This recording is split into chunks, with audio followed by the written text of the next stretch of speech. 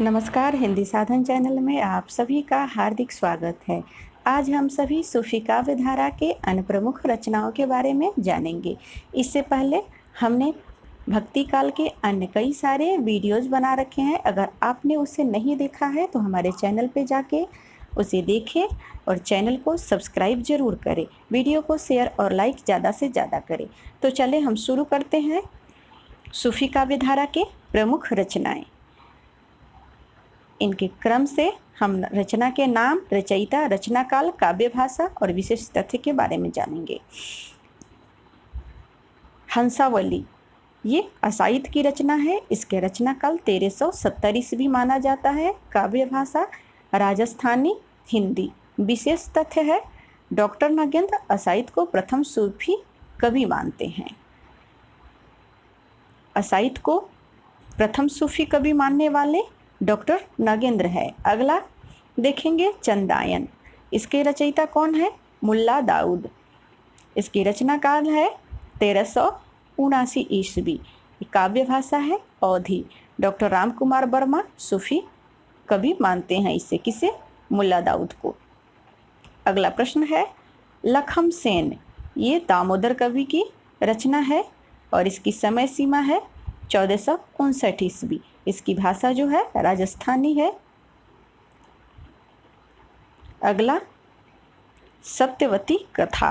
ये ईश्वरदास की रचना है। इसकी समय सीमा 1501 ईस्वी। अवधी भाषा है। यह अवधी की प्रथम भाषा है, प्रथम रचना है।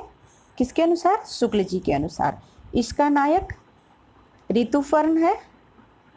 आचार्य द्विवेदी ने इसे प्रथम सूफी काव्य माना है। किसे? सत्यवती कथा को, जो ईश्वरदास द्वारा रचित है, इसे आचार्य द्विवेदी ने प्रथम सूफी काव्य माना है। अगला रचना है मृगावती। ये इसके रचनाकार है कुतुबन। इसकी समय क्या है? 1503 ईस्वी। भाषा अवधी है। आचार्य शुक्ल ने इन्हें प्रथम सूफी काव्य मानते हैं। सूफी काव्य इसे प्रथम सूफी काव्य मानते हैं और कुतुबन को प्रथम सूफी कवि मानते हैं। ये कौन? आचार्य शुक्ल। अगला देखेंगे माधवानल कामकंतला। इसके रचयिता जो है वो गणपति है। इनका रचना काल है 1527 ईस्वी। भाषा राजस्थानी। इस नाम से निम्न दो लेखक भी रचना कार्य किया है। इसमें कुशल लाभ जो 1556 ईस्वी में और आलम 1584 ईस्वी में। अगला मधुमालती। ये मंझन की रचना है। इसका रचना काल का समय क्या है? 1545 ईस्वी। भाषा है अवधी। इसका नायक मनोहर है। रूप मंजरी नंददास की रचना है। 1568 ईस्वी। भाषा ब्रज भाषा है। छिटाई वार्ता ये नारायण दास की रचना है। 1590 ईस्वी। राजस्थानी मिश्रित ब्रज है। अगला है चित्रावली। उस्मान की रचना है। ये 1613 ईस्वी। भाषा इसकी अवधी है। इसका नायक है सुजान। अब हम सभी जानेंगे सूफी काव्य धारा की अन्य अप्रसिद्ध लघु रचनाएं। रचना का नाम, रचयिता, रचना काल। प्रेम विलास प्रेमलता की कथा। इसके रचयिता है जैन श्रावक जटमल। रचना काल 1556 ईस्वी। रसरतन। इसके रचयिता कुहकर। 1618 ईस्वी इसका रचना काल है। ज्ञानदीप सिखनवी की रचना है। इसके रचना काल है 1619 ईस्वी। नोट आचार्य शुक्ल के अनुसार ये प्रेम गाथा परंपरा के अंतिम कवि माने जाते हैं। यहाँ पे आपसे प्रश्न पूछा जा सकता है। आचार्य शुक्ल के अनुसार प्रेम गाथा परंपरा के अंतिम कवि कौन है? तो वे है ज्ञानदीप। नल दमयंती नरपति व्यास की रचना है। इसका समय है 1626 ईस्वी। नल चरित्र ये मुकुंद सिंह की रचना है। इसका समय है 1641 ईस्वी। ग्रंथ लैले मजनू ये जान कवि की रचना है।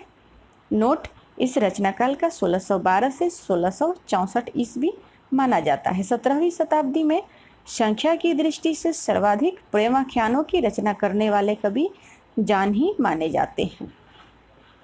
इन्होंने कुल 78 काव्य ग्रंथों की रचना की थी, जिसमें 29 प्रेमाख्यानक काव्य हैं। इनकी अधिकांश रचनाएं कथा शीर्षक से उपलब्ध होती है तथा कथा रत्नावली, कथा कनकावली, कथा कमलावती, कथा मोहिनी, कथा नल दमयंती, कथा कलावंती, कथा रूपमंजरी तथा कलंदर, कथा पिजरसा, शहीजादे और देवलदे।